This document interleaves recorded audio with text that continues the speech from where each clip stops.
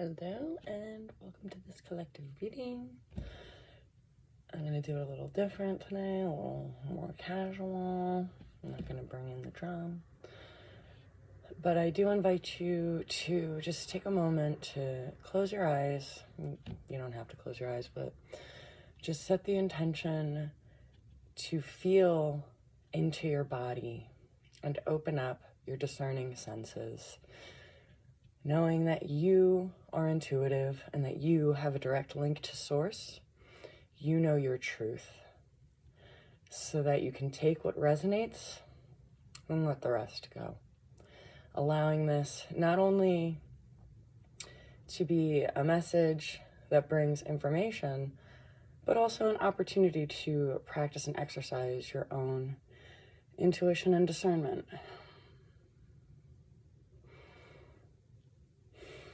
And I'm just going to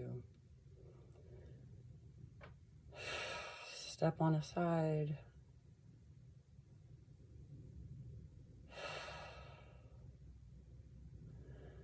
And allow the information to flow.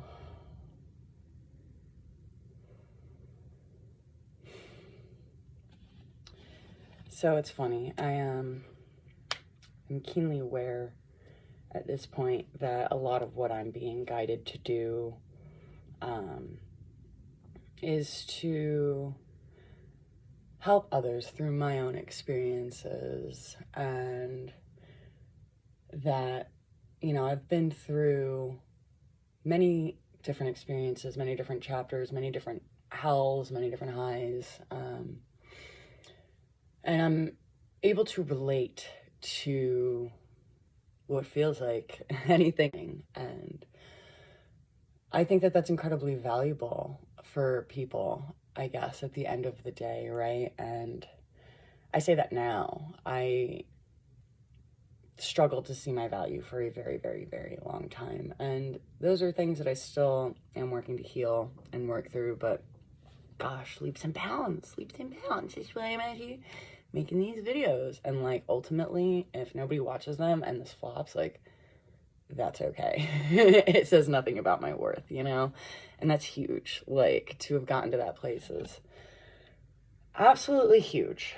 And so I recognize, like, as I'm stepping out of the way and stuff, the spirits, they're like reminding me, like, it's funny, like, yes, step out of the way, but actually, like, my presence, my experience is a part of these things. And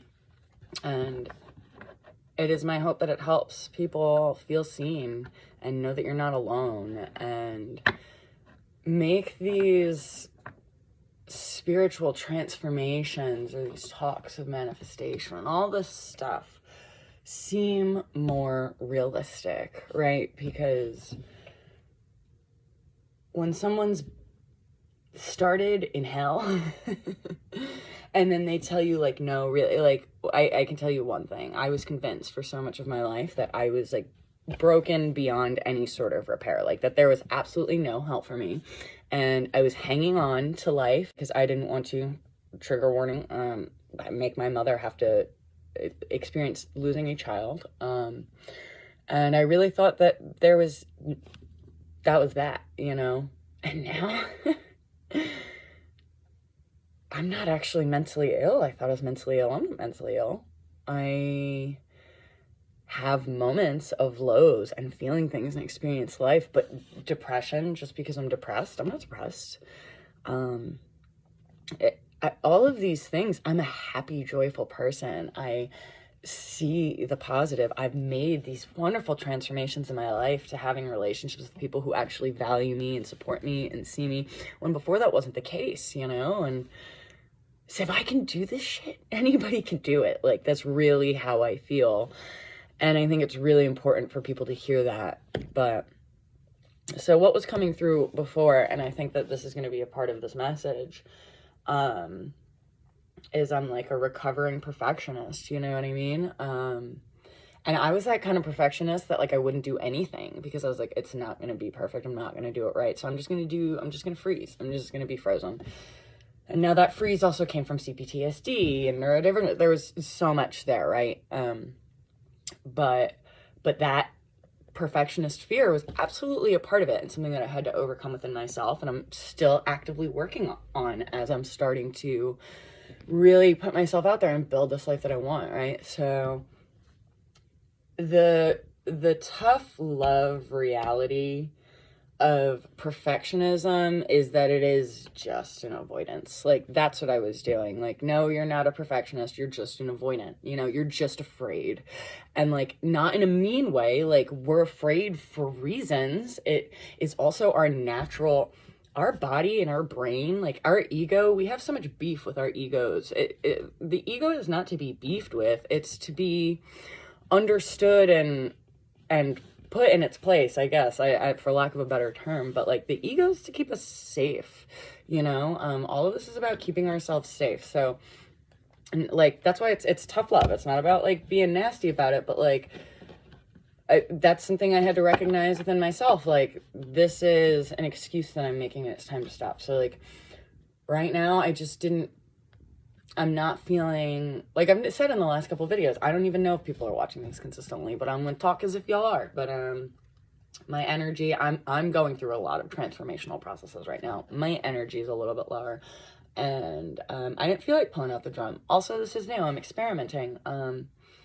And it's okay to play. Like, I don't have to, I could have sat there and been like, I need to structure and figure out how I'm going to do my YouTube channel and then do it. Like, I've decided I'm just going to do it. And like, I'm just going to go with it and see what happens. And like, maybe it will flop, you know what I mean? I don't know. But there's value in doing things, learning from the experiences. And then if you're somebody who, like me, struggled to push yourself to do things and therefore created this confirmation bias in your mind that you are incapable, just showing up with no attachment to the result, like just showing up and proving to yourself that you can do that with the little things more and more, drastically shifts your inner world. And so if you want to talk about manifestation and changing your reality, it's very important to understand that our reality is a reflection of our internal world. So when we have these fears and these things holding us back that we then shift, our external world will shift in time as a result of that. And it's about consistency, right? Because it's not always right away. Like, sometimes you will shift. Like, let's talk about with relationships. Like, I'm not accepting this type of relationship in my life anymore, blah, blah, blah. So you'll see that maybe the next couple people that come in have a similar energy. It can take time for it to really sink in that you're not making that choice anymore. So you have to be consistent. Like, you see that show up and you're like, no, we decided we're not doing this. So you don't repeat that cycle with that individual. You kindly, peacefully part ways or have the distance that you need, whatever it is. You establish a different sort of relationship with the cycle, and then in time you will see that it changes. So we're gonna pull from the Ascended Masters deck.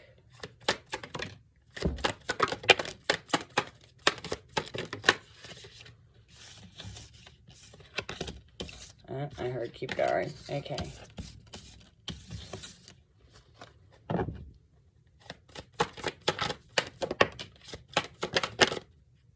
Take it.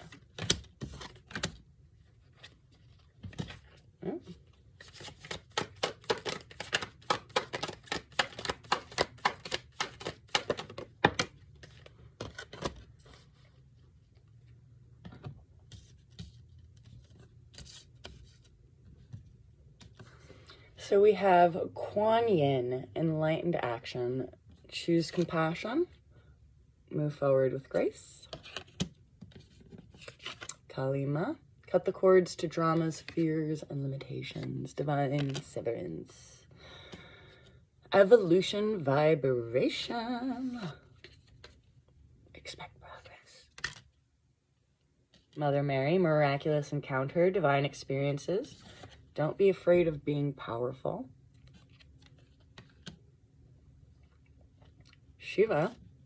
karma release, the end of a cycle. Debts are paid. Choose your destiny. And Isis, reclaiming magic, call back your power and what is rightfully yours. This is huge. This is huge. I do. I feel like this is just piggybacking. I feel like I'm just really tapping into a similar collective in these last few readings. And that's really beautiful. You guys are really on this beautiful journey. So Kuan Yin, what's really standing out to me with this card, the enlightened action, choose compassion, move forward with grace, and how that ties into the not needing things to be perfect, right? The more enlightened action is to understand that we came here as human beings to make mistakes and learn from them. And I know a lot of the time we don't like that, but that's the journey. And we can start to shift our perspective to get excited about that. Let it be fun. You're on this hero's journey in your life to rediscovering yourself. How exciting. You have these obstacles and these monsters and you defeat, and then you look at with a higher perspective and you realize that it's all just a dance, and the oppressors are your family, and we're all just co-creating this experience to wake each other back up to our divinity, right? And it's beautiful, and it's something to be taken with more ease. She's very gentle, very maternal, very in the feminine. Just proceed.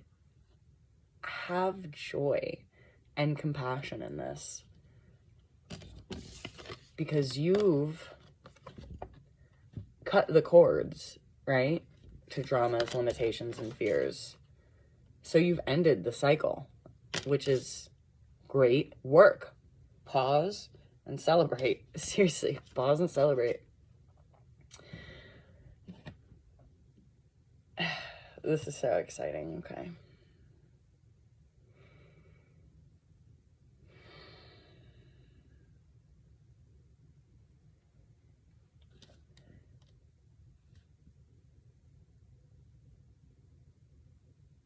This collective probably feels a strong connection to Egypt and or Atlantis.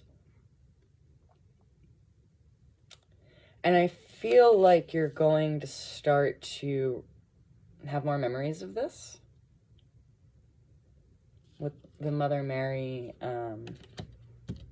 miraculous encounter. But I also feel that with the way that this is laid out,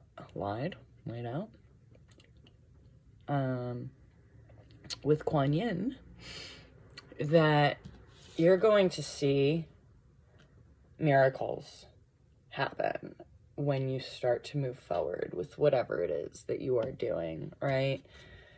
You're going to be surprised at just how beautiful this is going to be, at the people that it's going to lead you to, at the things you're going to discover about yourself.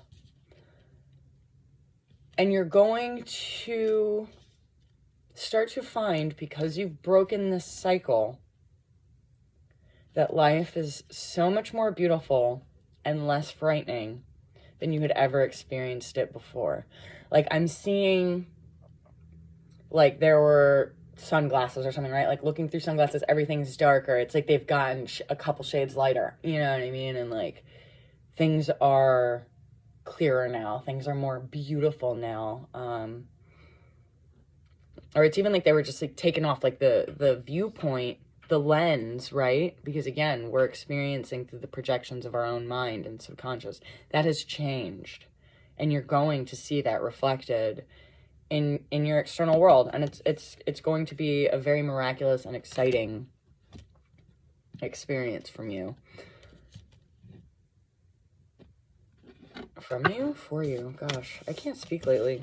Whatever's going on in this, as I'm shutting down. But sometimes this path has you going through that a lot.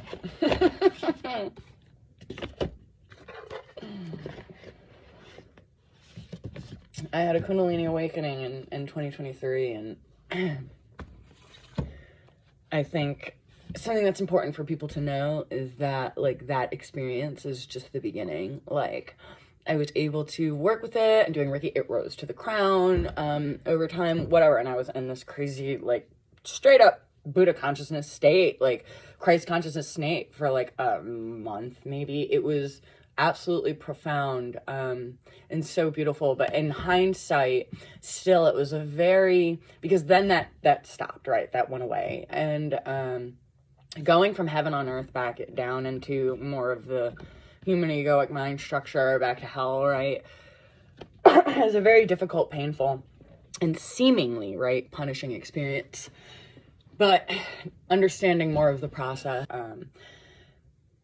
it has to clear the old energies out of the chakra systems. It has to heal and bring you through those processes, right? And so that initial awakening was just the beginning, and the process, it could take years, you know, and of alchemizing and releasing and transforming and integrating and awakening these different things. And it can be very hard on the body. It can be very ecstatic and beautiful. It's a very intense and prolonged journey, and it is our birthright, and it is beautiful, but it is one that, and I mean, I'm not going to say that nobody's talking about this enough, but I think that the reality of the situation, of the spiritual awakening process, of all that, needs to be discussed more for what it is. It's not all fluffy, light and love, easy daisy, rainbows and sunshine. And, like, if you have not already, if you don't understand the process of doing your shadow work, of looking within and stuff, these things, they can be difficult, right?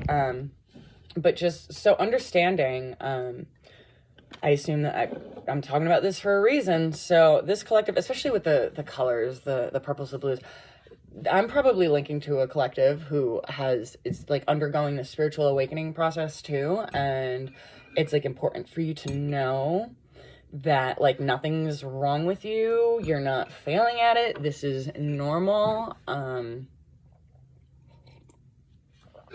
Having dark things, heavy things come up, like, it's not supposed to just all of a sudden you're like, you have it, and then you're snapped into this lighter love, higher perspective, and you live like that forever. Like, that is not the reality of the spiritual journey, right? And that's why so many of these hero stories, they go into the underworld, they go into hell, they're ripped apart, they're nearly killed, like, whatever, you know what I mean? And I don't mean you're gonna be killed, like, I mean, it's metaphorical, right? Okay. The energy shifted. I took a break. I was like, maybe I'll come back to it. And nope, that was it. That was the whole message. So, yeah, weird abrupt ending. We're gonna go with it. We're just gonna put it out there because there might be stuff in there that people need to hear. So I'm gonna just trust that, and I'm gonna go with it. And if you like this video, if you vibe with me, if you want to like or subscribe, that'd be dope. But yeah, either way, I love whoever's watching, and I hope you have a good day.